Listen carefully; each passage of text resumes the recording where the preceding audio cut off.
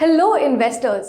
Grow लाए India का पहला टोटल मार्केट इंडेक्स फंड और इस इंडेक्स में ऑलमोस्ट सभी शेयर्स शामिल हैं। अगर आपको करना है इंडिया की ग्रोथ में इन्वेस्ट, लेकिन आपको ये नहीं पता कि आने वाले सालों में किन स्टॉक्स या किन सेक्टर्स में ग्रोथ आने वाली है, तो इस फंड में इन्वेस्ट करना सोच सकते हैं। पर इन्वेस्ट करने से पहले आप अपने इन्वेस्टमेंट एडवाइजर को जरूर कंसल्ट कीजिए। इस फंड के बारे में डिटेल में जानने के लिए growmf.in/TMI को चेक कर सकते हैं। म्यूचुअल फंड निवेश बाजार जोखिम के अधीन है। योजना संबंधी सभी दस्तावेजों को ध्यान से पढ़ें। Mutual fund investments are subject to market risks. Read all scheme related documents carefully.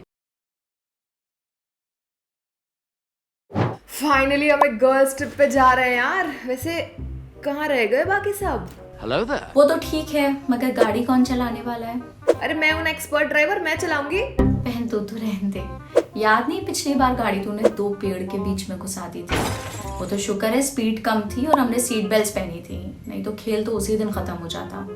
अरे वो तो यार मेरी थोड़ी आंख लग गई थी, इसलिए सामने से आती हुई कार नहीं दिखी। इस बार पक्का नहीं सोऊंगी मैं, पक्का नहीं, बिल्कुल नहीं।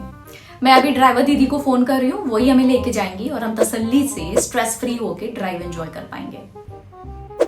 ठीक है।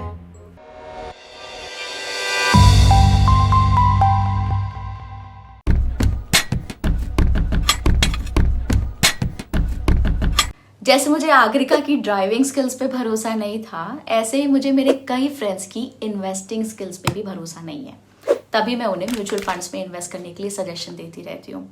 अभी तक आप वैसे भी स्टॉक मार्केट के बारे में बहुत कुछ जान चुके हैं। आपने इस new series stock market classes के फर्स्ट 2 वीडियोस जो देख लिए होंगे। अगर आपने फर्स्ट 2 वीडियोस नहीं देखे तो लिंक आपको डिस्क्रिप्शन में मिल जाएगा। इन वीडियोस में हमने समझा था कि स्टॉक मार्केट क्या है, स्टॉक मार्केट कैसे वर्क करता है और डीमैट क्या है। और अगर आपने पिछली वीडियोस देखी हैं तो आपको पता ही होगा कि मैं आपको टास्क दूंगी जो आपको कंप्लीट करने होंगे और कुछ टिप्स और हैक्स भी दूंगी। पिछले वीडियो के टास्क में आपको फाइंड करना था कि निफ्टी और सेंसेक्स जैसे और कितने इंडिसेस हैं इंडिया में। इंडिया में बहुत सारे इंडिसेस हैं, 50 से भी ज्यादा। चलिए अब आज के वीडियो की बात करते हैं। आज के इस वीडियो में हम समझेंगे कि स्टॉक मार्केट में कैसे इन्वेस्ट करते हैं, स्टॉक्स और म्यूचुअल फंड में क्या डिफरेंस होते हैं, स्टॉक्स और म्यूचुअल फंड से कैसे अर्न कर सकते हैं और कौन कौन से फैक्टर्स स्टॉक प्राइस को इम्पैक्ट करते हैं। अगर आप एक बिगिनर नहीं हैं और इन सभी टॉपिक्स के बारे में जानकारी रखते हैं तो इस वीडियो को आप स्किप कर सकते हैं। आगे बढ़ने से पहले लाइक बटन को दबाना मत भूलिएगा और हमारे चैनल को सब्सक्राइब करें ताकि आप हमारे सारे अमेजिंग कंटेंट पे अपडेटेड रह सकें।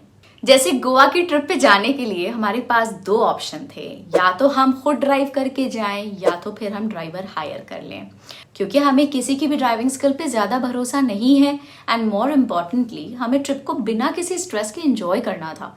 हमने एक्सपर्ट को बुला लिया। बिल्कुल वैसे ही स्टॉक मार्केट में इन्वेस्ट करने के लिए भी हमारे पास 2 ऑप्शंस हैं, या तो आप खुद स्टॉक्स को एनालाइज करें और इन्वेस्ट करें या फिर आप किसी एक्सपर्ट को शेयर सिलेक्ट करने दें। चलिए फर्स्ट ऑप्शन को समझते हैं। किसी भी स्टॉक में इन्वेस्ट करने के लिए सबसे पहले उस कंपनी के बारे में जानना बहुत जरूरी है, जैसे कि उस कंपनी के प्रोडक्ट्स, रेवेन्यू, प्रॉफिट और भी कई फैक्टर्स। मैं आपको एक एग्जांपल से समझाती हूँ। आगे बढ़ने से पहले मैं आपको बताना चाहती हूँ कि अब आप ग्रो को व्हाट्सएप पे भी फॉलो कर सकते हैं। इन्वेस्टिंग और मार्केट से जुड़ी अपडेट्स के लिए आप डिस्क्रिप्शन में दिए गए लिंक से ग्रो व्हाट्सएप चैनल की कम्युनिटी को ज्वाइन कर सकते हैं। चलिए अब आगे बढ़ते हैं। ये है मेरी दोस्त सुमन। सुमन अभी XXX कंपनी में जॉब कर रही है, जहां उसकी सैलरी कुछ 50,000 रुपीज मंथली है। इसके पहले वो YYYY कंपनी में जॉब कर रही थी। अपनी स्कूलिंग दिल्ली से करने के बाद उसने मुंबई के कॉलेज से कॉमर्स में अंडर ग्रेजुएशन किया और चेन्नई से MBA। उसकी फैमिली में उसकी मम्मी, पापा और एक भाई है। उसके पापा गवर्नमेंट ऑफिसर हैं और मम्मी का एक छोटा सा बिजनेस है और उसका भाई अभी कॉलेज में है।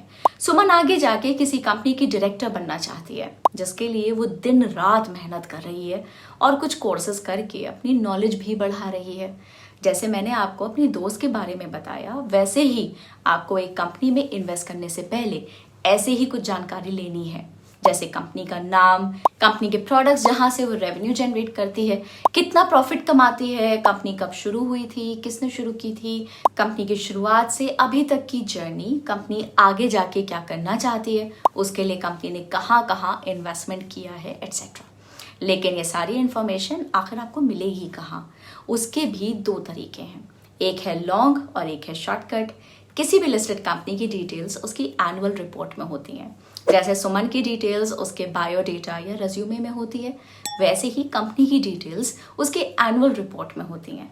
चलिए कंपनी की एनुअल रिपोर्ट खोलते हैं। गूगल में टाइप करिए annual report of Britannia for financial year 23। अब यहाँ सेकंड लिंक यानी कि इन्वेस्टर रिलेशंस पे क्लिक करिए। अब एनुअल रिपोर्ट के टैब पे जाइए और एनुअल रिपोर्ट 2022-23 को डाउनलोड कीजिए। बड़ी कलरफुल है ना इनकी एनुअल रिपोर्ट। चलिए नीचे स्क्रॉल करते हैं।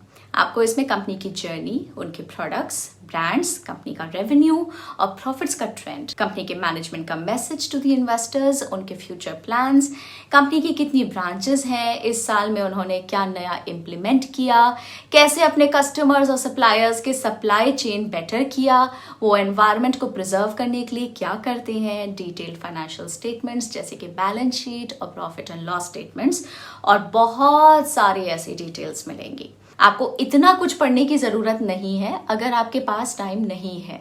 आप शॉर्टकट वे भी यूज़ कर सकते हैं। आपको बस screener.in पे जाना है, कंपनी का नाम सर्च करना है और आपको कंपनी की सभी डिटेल्स मिल जाएंगी। जैसे कि यहाँ मैं सर्च में टाइप करूंगी नेस्ले इंडिया। अब लेफ्ट साइड पे आपको रीड मोर पे क्लिक करना है। अब यहाँ आपको अबाउट द कंपनी, उसकी subsidiaries, product wise revenue, business segments और काफ़ी ऐसी डिटेल्स मिल जाएंगी। नीचे स्क्रॉल करने पे आपको स्टॉक का प्राइस और कंपनी का कंपैरिजन टू इट्स पीयर्स मिल जाएगा।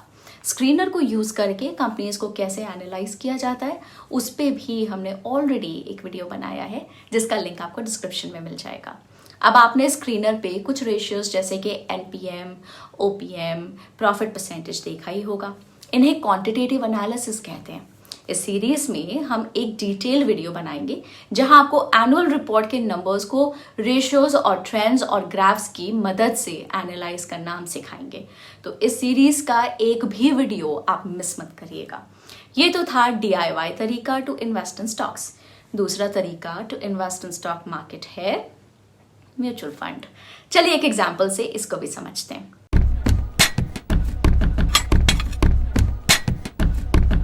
यार रवीना का बर्थडे आ रहा है, उसके लिए मैंने बहुत अच्छी गिफ्ट देखी है। तो चल लेके आते हैं। पैसे कौन देगा? अरे हम सब कॉन्ट्री करेंगे ना, मैं, तू और अपनी गोवा ट्रिप की सारी लड़कियां। म्यूचुअल फंड भी कुछ इस तरह ही काम करता है। म्यूचुअल फंड कंपनी कई इन्वेस्टर से पैसे इकट्ठा करती है और फंड के एक्सपर्ट फंड मैनेजर उन पैसों को अलग अलग कंपनीज में इन्वेस्ट करते हैं। इस सर्विस के बदले में म्यूचुअल फंड कंपनी आपसे कुछ चार्जेस लेती है जिसे एक्सपेंस रेशियो कहते हैं। अगर आप एक कंपनी का शेयर बाय करते हैं तो आपको उस कंपनी के उतने % की ओनरशिप मिलती है, लेकिन म्यूचुअल फंड में इन्वेस्ट करने पे आपको यूनिट्स मिलते हैं, शेयर्स नहीं। मतलब कंपनी के बुक्स में आपके नाम की जगह उस म्यूचुअल फंड कंपनी का नाम एज शेयर होल्डर होगा। जैसे बहुत सारी कंपनीज के शेयर्स होते हैं वैसे ही बहुत सारे म्यूचुअल फंड्स भी होते हैं, जैसे कि large cap mutual fund, small cap mutual fund, mid cap mutual fund. Large cap mutual funds वो होते हैं जो लार्ज कैप कंपनीज में इन्वेस्ट करते हैं। लार्ज कैप यानी कि मार्केट कैपिटलाइजेशन के हिसाब से top 100 listed companies. Mid cap यानी कि टॉप 101st कंपनी से लेके 250th कंपनी और उसके बाद की सभी स्टॉक्स स्मॉल कैप स्टॉक्स होते हैं। पर आपको किस में इन्वेस्ट करना चाहिए, खुद स्टॉक्स में या म्यूचुअल फंड्स में?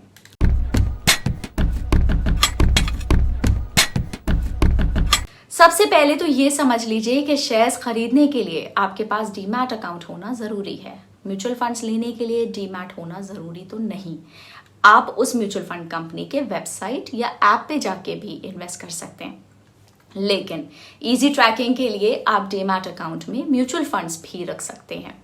दूसरा, अगर आपको शेयर्स को एनालाइज करने का टाइम या नॉलेज नहीं है तो बेटर होगा कि आप म्यूचुअल फंड के थ्रू इन्वेस्ट करें जहां कोई एक्सपर्ट आपके पैसे प्रोफेशनली मैनेज करेगा। तीसरा, शेयर खरीदने पे और बेचने पे ब्रोकरेज और कुछ टैक्सेस और ट्रांजैक्शन चार्जेस पे करने होते हैं। ब्रोकरेज आपका ब्रोकर चार्ज करता है और बाकी गवर्नमेंट। उसी तरह म्यूचुअल फंड परचेज करने पे एक्सपेंस रेशियो चार्ज होता है। हर म्यूचुअल फंड के अलग एक्सपेंस रेशियो होते हैं जो फंड मैनेजर आपके इन्वेस्टेड कैपिटल से कट करता है। जैसे यहाँ इस फंड का एक्सपेंस रेशियो 0.62% है। मतलब अगर उस फंड में 100 रुपीज हैं तो उसमें से 0.62 rupees fund managing fees, administrative expenses, market expense के लिए यूज होंगे। चौथा, अमाउंट ऑफ इन्वेस्टमेंट। अगर आपके पास 20,000 रुपीज हैं टू इन्वेस्ट और आपको नेस्ले इंडिया का शेयर खरीदना है तो क्या आप बाय कर पाएंगे? जल्दी से सर्च कीजिए और कमेंट्स में यस और नो टाइप कीजिए। नहीं ना, क्योंकि नेस्ले इंडिया का एक शेयर ही खुद अराउंड 23,000 रुपीज है। ऐसे में आप 20,000 रुपीज से म्यूचुअल फंड्स के थ्रू जरूर नेस्ले इंडिया के शेयर्स बाय कर सकते हैं। ऊपर से म्यूचुअल फंड में और भी कंपनी के शेयर्स होने से आपका इन्वेस्टमेंट डाइवर्सिफाई हो जाएगा और इन केस नेस्ले इंडिया अच्छा परफॉर्म नहीं करता तो उस म्यूचुअल फंड के दूसरे स्टॉक्स के अच्छे परफॉर्मेंस से नेस्ले इंडिया का अंडर परफॉर्मेंस सेट ऑफ हो जाएगा। हम आगे म्यूचुअल फंड पे एक अलग से वीडियो बनाएंगे जिससे आप अपने लिए सही म्यूचुअल फंड सिलेक्ट कर पाएंगे। बहुत हो गया ज्ञान, अब आते हैं आज की टिप पे। अक्सर हमारे मन में ये सवाल आता है कि अगर आपके पास 10,000 रुपए हैं इन्वेस्ट करने के लिए तो कितना परसेंट इक्विटी यानी कि स्टॉक मार्केट में शेयर्स या म्यूचुअल फंड बाय करके इन्वेस्ट करना चाहिए। तो एक आसान फॉर्मूला है इसके लिए, ये कोई रूल नहीं है, तो इस नंबर को आप एक रफ परसेंटेज मान सकते हैं। आपको अपनी एज को 100 में से माइनस करना है। तो मान लीजिए कि आपकी एज 23 है, इसका मतलब आपको 100 माइनस 23 यानी कि 77% इक्विटी में इन्वेस्ट करना चाहिए। तो चलिए इसी फॉर्मूला को यूज करके जल्दी से अपना इक्विटी एलोकेशन हमें कमेंट्स में लिख के बताइए।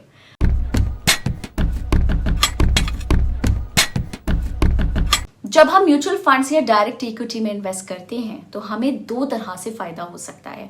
पहला है कैपिटल अप्रिसिएशन और दूसरा है डिविडेंड्स। कैपिटल अप्रिसिएशन से शुरू करते हैं। कैपिटल अप्रिसिएशन का मतलब अगर आपने एक शेयर या एक यूनिट 1,000 रुपए में बाय किया था तो 2 साल बाद अगर उसकी वैल्यू 1,120 रुपए हो जाती है तो आपको कैपिटल अप्रिसिएशन मिलेगा। पर कितने का? 120 रुपए का। पर एब्सोल्यूट में मेजर करने से बेटर है आप परसेंटेज टर्म्स में मेजर करें। मतलब कि 120 divided by 1000 whole multiplied by 100, मतलब कि 12% का कैपिटल अप्रिसिएशन। अगर आप इस स्टॉक को बेचते हैं तो 12% आपका प्रॉफिट होगा, लेकिन 12% तो आपने 2 साल में कमाया, तो पर ईयर कितना रिटर्न हुआ? 12 डिवाइडेड बाय 2, 6%? नहीं, गलत। 6% रिटर्न पर ईयर तब सही होता जब आपने 1 साल के एंड पे पैसे निकाल दिए होते। आपको जो फर्स्ट ईयर के एंड पे जो रिटर्न मिला उसे आपने मानिए री इन्वेस्ट कर दिया इन ईयर 2, तो आपको उस रिटर्न पे भी रिटर्न मिलेगा। ये बिल्कुल वैसा है जैसे बैंक के इंटरेस्ट पे हमें कंपाउंड इंटरेस्ट मिलता है। तो कंपाउंडेड रिटर्न फाइंड करने के लिए हम CAGR यानी कि कंपाउंडेड एनुअल ग्रोथ रेट का यूज करेंगे। इसमें आपको इनिशियल वैल्यू डालनी है 1000, फाइनल वैल्यू यानी कि 2 साल के बाद की वैल्यू 1120 और number of years two duration of investment हुआ। 1000 के इन्वेस्टमेंट पे आपको 5.83% का CAGR रिटर्न मिला। इसको ब्रेक डाउन करें तो फर्स्ट ईयर के एंड में 1000 रुपीज के इन्वेस्टमेंट पे 5.83% यानी कि 58.3 रुपीज का रिटर्न मिला। इसी पैसों को 1000 में ऐड करके यानी कि 1058.3 पे सेकेंड ईयर में 5.83% रिटर्न मिला यानी कि 61.7 रुपीज। तो final value at the end of year 2 हुए 1058 plus 61.7 which is equal to 1120 rupees. पर आप एवरी मंथ म्यूचुअल फंड में 1000 इन्वेस्ट करते हैं और अगर ज्यादा सेविंग्स हो गई हो तो कभी कभी 1500 भी इन्वेस्ट करते हैं। तो इसमें CAGR यूज करेंगे तो आपको सही कैपिटल अप्रिसिएशन नहीं मिलेगा। क्यों? क्योंकि CAGR सिर्फ बिगिनिंग वैल्यू और एंड वैल्यू लेता है, बीच में किसी भी इन्वेस्टमेंट को कंसिडर नहीं करता। इसलिए ऐसे में हम XIRR यानी कि extended internal rate of return calculate करते हैं, जो हर एक इनफ्लो और आउटफ्लो को कंसिडर करके रिटर्न कैलकुलेट करता है। जैसे कि इन 3 फंड्स में इन्वेस्ट करने से 27.82% XIRR रिटर्न मिले हैं। मतलब इन फंड्स में जितना भी इन्वेस्ट किया है उसके एनुअल एवरेज रिटर्न 27.82% है। CAGR और XIRR पे हमने एक डिटेल वीडियो भी बनाया है, आप डिस्क्रिप्शन में दिए गए वीडियो को देख सकते हैं। अब एक स्टोरी से डिविडेंड समझते हैं। मेरे घर के पास एक स्मार्ट ग्रोसरी शॉप है, वहां सभी घर का सामान मिल जाता है। स्मार्ट ग्रोसरी ने अपनी फर्स्ट शॉप 2022 में खोली थी। उनके कंपेटिटिव प्राइसिंग की वजह से कस्टमर्स आने लगे और उनके प्रॉफिट्स बढ़ते गए। अब उन्होंने प्रॉफिट्स के 3 हिस्से किए। करीबन 70% ऑफ द प्रॉफिट्स और स्टोर्स एक्सपैंड करने में यूज किए। 20% ऑफ द प्रॉफिट्स को अलग रखा जो वो बाद में इन फ्यूचर यूज करेंगे, और बाकी के 10% उन्हें अपने शेयर होल्डर्स को दे दिया। बस इसे ही डिविडेंड्स कहते हैं। जब भी कंपनी अपने प्रॉफिट्स से कुछ पैसे अपने शेयर होल्डर्स को देती है उसे डिविडेंड्स कहते हैं। उसी तरह म्यूचुअल फंड्स में जो स्टॉक्स हैं, अगर उन कंपनीज ने डिविडेंड दिया है तो आपको वो डिविडेंड भी मिलता है। अगर आपने डिविडेंड प्लान चूज किया हो तो म्यूचुअल फंड 2 टाइप्स के होते हैं, ग्रोथ और डिविडेंड प्लान। अगर आप ग्रोथ प्लान सिलेक्ट करते हैं तो डिविडेंड्स वापस उसी म्यूचुअल फंड में री इन्वेस्ट होते हैं, और डिविडेंड प्लान में डिविडेंड री इन्वेस्ट नहीं होते और आपको दे दिए जाते हैं। फॉर एग्जाम्पल, आपने 5 जुलाई 2020 को इस कंपनी के 5 शेयर्स खरीदे, तो कुल मिला के अभी तक कंपनी ने 10.15 plus 5 plus 5.75 plus 5.25 plus 6.25 plus 6 plus 2.75 plus 6.75 यानी कि 47.9 रुपीज का डिविडेंड पर शेयर डिक्लेयर किया है। तो 5 शेयर्स के हिसाब से आपको 47.9 मल्टीप्लाइड बाय 5 यानी कि 239.5 रुपीज का डिविडेंड मिला होगा। और अगर आप लास्ट डिविडेंड डेट के बाद शेयर्स बेचते तो आपको कैपिटल अप्रिसिएशन प्लस 239.5 रुपीज का डिविडेंड मिलता। पर क्या ये डिविडेंड अच्छा है? Time for another example. मान लीजिए कि कंपनी A और कंपनी B दोनों ने 5 rupees per share dividend pay किया है, लेकिन कंपनी A का स्टॉक प्राइस 100 रुपीज है और कंपनी B का स्टॉक प्राइस 200 रुपीज। तो किसने ज्यादा डिविडेंड पे किया है? Option A company A, option B company B, option C दोनों ने सेम किया है, ऑप्शन D किसी ने भी नहीं। जल्दी से अपने आंसर्स कमेंट्स में बताइए और आप जीत सकते हैं एक बोनस टिप। इस सवाल का जवाब देने के लिए हमें कुछ सिंपल कैलकुलेशन करनी होगी। डिविडेंड पर शेयर को स्टॉक के प्राइस से डिवाइड कर दो और उसे 100% से मल्टीप्लाई कर दो। इसे डिविडेंड यील्ड कहते हैं। स्टॉक A के लिए 5 डिवाइड बाय 100 मल्टीप्लाइड बाय 100 यानी कि 5%, और स्टॉक B के लिए 5 डिवाइडेड बाय 200 मल्टीप्लाइड बाय 100 यानी कि 2.5%। इसका मतलब है कि कंपनी A का डिविडेंड यील्ड 5% है और कंपनी B का डिविडेंड यील्ड 2.5% है। दोनों कंपनीज ने 5 रुपीज का डिविडेंड दिया था, लेकिन कंपनी A का डिविडेंड यील्ड ज्यादा है। डिविडेंड्स के ऊपर एक डिटेल वीडियो हम आगे बनाएंगे, तो तब ये सारी बातें मैं आपको डेप्थ में एक्सप्लेन करूंगी।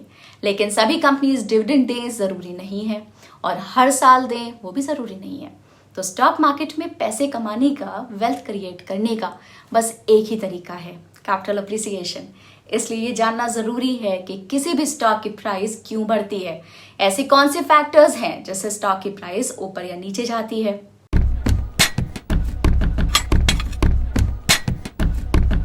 मिलिए शंकुस पानीपुरी सेंटर के ओनर शंकु शर्मा से। शाम के 6 बजे नहीं, वो पानीपुरी खाने के लिए लाइन लग जाती है। उनकी पानीपुरी, दही पूरी और सेव पूरी लोग बड़े चाव से खाते हैं। शंकु शर्मा का बिजनेस बड़े ही जोरों शोरों से चलता है और शंकु काफी अच्छा प्रॉफिट भी कमा लेते हैं।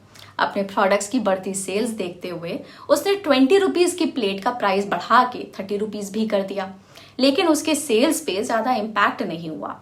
पर धीरे धीरे उन्होंने अपना बिजनेस बढ़ाया और अब उनकी 2 ब्रांचेस हैं, और तो और उन्होंने भेल भी बेचना शुरू कर दिया है। लेकिन कोरोना में उनको बड़ा नुकसान हो गया, धंधा बिल्कुल बंद। ना सिर्फ उनकी बल्कि बड़ी बड़ी फूड चेन्स की भी ऐसी ही हालत थी। तभी शंकु ने एक आइडिया सोचा, होम डिलीवरी का। कॉल करके बस ऑर्डर देना है और 15 मिनट्स में डिलीवरी। इसके चलते शंकु के प्रॉफिट्स वापस बढ़ने लग गए। क्या आप शंकु की पानी पूरी खाना चाहेंगे या शंकुस पानीपुरी सेंटर के इन्वेस्टर बनना चाहेंगे? वैसे आप दोनों इन्वेस्टर और कस्टमर भी बन सकते हैं, लेकिन इन्वेस्ट करने से पहले कुछ फैक्टर्स जिससे शंकु की कंपनी के प्राइस बढ़ सकते हैं और गिर सकते हैं वो समझना जरूरी है। सबसे पहले कंपनी की परफॉर्मेंस। अगर कंपनी की परफॉर्मेंस मतलब उसके रेवेन्यू, प्रॉफिट्स, कैश और बैंक बैलेंस उसके कंपेटिटर से बेटर हो या सबने एक्सपेक्ट किया उससे बेटर हो तो कंपनी का स्टॉक प्राइस ऊपर जाता है। और जाना भी चाहिए। जब शंकु नई ब्रांचेस खोल रहा है, नए प्रोडक्ट्स और सर्विसेज ऐड कर रहा है, रेवेन्यू भी बढ़ रहा है, मतलब कंपनी एकदम तेजी से ग्रो कर रही है, तो ज्यादा लोग उसको बाय करना चाहेंगे और कम लोग उसको बेचना चाहेंगे। ऐसे में जब डिमांड सप्लाई से ज्यादा होती है तो प्राइस ऊपर ही जाएगा। और अगर शंकु का रेवेन्यू कम हो जाए तो आपको उसकी बिजनेस पे डाउट होगा कि शायद प्रोडक्ट खराब है, नए कंपेटिटर्स आ गए हैं, तो आप शंकु के स्टॉक को बेचना चाहेंगे। ऐसे में ज्यादा लोग सेल करना चाहेंगे और बाय करना बहुत कम लोग पसंद करेंगे। अब जब सप्लाई ज्यादा है डिमांड से तो शेयर का प्राइस कम हो जाएगा। अगला है इंडस्ट्री परफॉर्मेंस। अब मान लीजिए कि मिंकू पानीपुरी वाली की सेल्स शंकु से भी ज्यादा हो रही है, वो भी पर प्लेट प्राइस 40 रुपीज पर, तब भी ऐसे में इन्वेस्टर शंकु की कंपनी के स्टॉक के बदले मिंकू का स्टॉक खरीदेंगे। आफ्टर ऑल इंडस्ट्री में जितने भी प्लेयर्स हैं उनसे कंपेयर करने पे ही तो पता चलेगा कि कौन सी कंपनी टॉप पे है। ऐसा भी तो हो सकता है कि शंकु और मिंकू और भी बाकी पानीपुरी वालों का भी सेल्स एकदम बढ़िया हो रहा है, तो इसका मतलब ये हुआ कि पानीपुरी इंडस्ट्री आगे बढ़ रही है, इंडस्ट्री में ग्रोथ हो रही है। अगला फैक्टर है इकोनॉमिक फैक्टर्स। कोरोना में पानीपुरी वाले छोड़ो सभी बिजनेस की हालत खराब हो गई थी। लॉकडाउन में तो रेवेन्यू बिल्कुल ही जीरो हो गया था। ऐसे में ना सिर्फ शंकु पर सभी टाइप ऑफ कंपनीज के स्टॉक प्राइस नीचे ही जाएंगे। तभी तो मार्च 2020 में स्टॉक मार्केट पूरा नीचे गिर गया था। मतलब जब पूरी इकोनॉमी में कुछ चेंजेस हों, उसकी वजह से कंपनी की सेल्स और प्रॉफिट पे असर आए, तब भी उस कंपनी का प्राइस ऊपर या नीचे जा सकता है। मान लीजिए इकोनॉमी में इन्फ्लेशन बहुत है, जब इन्फ्लेशन बढ़ता है तो चीज़ों के दाम बढ़ जाते हैं, इससे लोगों को खर्च करने में तकलीफ होती है और इकोनॉमी खराब चलती है। अब जब लोग कंजम्पशन ही कम कर देंगे तो बिजनेस कैसे चलेगा, रेवेन्यू कम हो जाएगा, और जब लोगों के पास खाने के लिए पैसे कम पड़ रहे हैं तो लोग कम पैसे इन्वेस्ट करेंगे ना। ऐसे में स्टॉक प्राइसेस गिर सकते हैं। अगर इंटरेस्ट रेट ज्यादा हैं तो कंपनीज को लोन लेना महंगा साबित होगा, इससे कंपनी की अर्निंग्स पे असर पड़ेगा और स्टॉक प्राइसेस गिर सकते हैं। लेकिन ये याद रखना बहुत जरूरी है कि चाहे कितने भी फैक्टर्स एक स्टॉक को इम्पैक्ट करते हैं, हमेशा प्राइस गिरने या बढ़ने पे स्टॉक को बाय या सेल नहीं करना चाहिए। पहले कंपनी को समझिए, सारी जानकारी लीजिए और फिर बाय या सेल का डिसीजन बनाइए। वेल्थ क्रिएशन फ्रीक्वेंट बाइंग या सेलिंग से नहीं, अच्छे स्टॉक्स को होल्ड करके उसे रिव्यू करने से बनती है। मज़ा आया ना आपको आज? आई एम श्योर अब आपको पता चल गया होगा कि स्टॉक में इन्वेस्ट करने के क्या तरीके हैं, म्यूचुअल फंड और शेयर्स बाय करने में क्या डिफरेंस होता है, स्टॉक से कैसे अर्न किया जाता है और स्टॉक प्राइस कौन कौन से फैक्टर से इम्पैक्ट होता है। अब हम नेक्स्ट वीडियो में इन्वेस्टिंग की ओर एक और कदम लेंगे और सीखेंगे कि कैसे स्टॉक सिलेक्ट किया जाए, एनुअल रिपोर्ट्स कैसे रीड की जाती हैं और बहुत कुछ। No task in this one, तो बने रहिए हमारे साथ इस सीरीज में। Bye bye.